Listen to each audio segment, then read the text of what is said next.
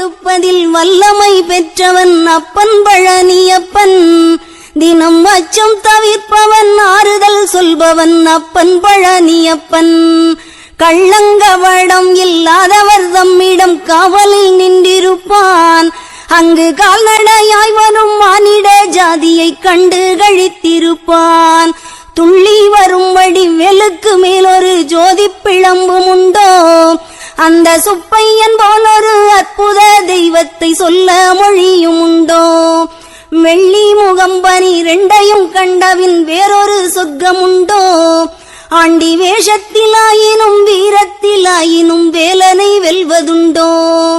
சித்தர் வணங்கிய சேவற்கொடியோனை சேர்ந்து பணிந்திடுவோம். அந்த சிக்கலிலாயினும் செந்திலாயினும் சென்று பணிந்திடுவோம்.